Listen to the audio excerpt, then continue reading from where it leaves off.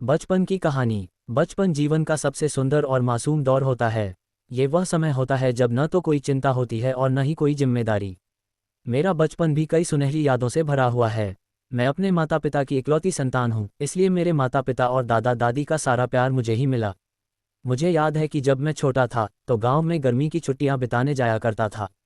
गांव में हमारा एक बड़ा सा घर था जहां मेरे दादा दादी रहते थे। वहाँ का वातावरण शहर से बिल्कुल अलग था, खुली हवा, चारों ओर हरियाली और सादगी से भरी जिंदगी। मैं अपने दादा के साथ खेतों में जाता और नहर के ठंडे पानी में पैर डालकर घंटों बैठा रहता।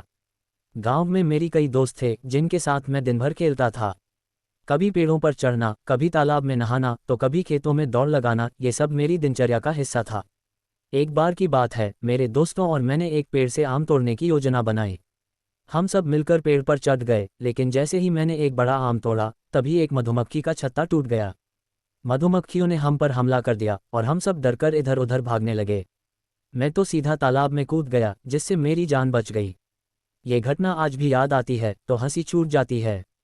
बचपन में पढ़ाई को लेकर भी कई मज़ेदार घटनाएं हुईं।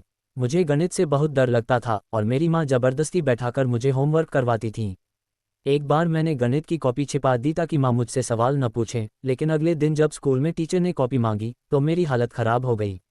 अंत में मुझे टीचर से डांट खानी पड़ी और माँ को भी यह बात पता चल गई। फिर क्या था, उस दिन मेरी अच्छी खासी फटकार लगी। त्योहारों का समय भी बचपन में बहुत खास होता था। दिवाली पर पटाखे जलाना, होली पर रंगों से खेलना और दशहरे में मेले जाना, ये सब मेरी सबसे प्यारी यादें हैं। गांव के मेले में मैं अपने पिता के साथ जाता था और वहां से खिलौने और मिठाइयाँ लेकर आता था। अब जब मैं बड़ा हो गया हूँ तो बचपन की वे निश्चल और मस्ती भरी यादें अक्सर दिल को छू जाती हैं। काश फिर से वह बेफिक्र और खुशहाल बचपन लौट आता, लेकिन यादों के रूप में वह मेरे दिल में हमेशा जिंदा रहेगा।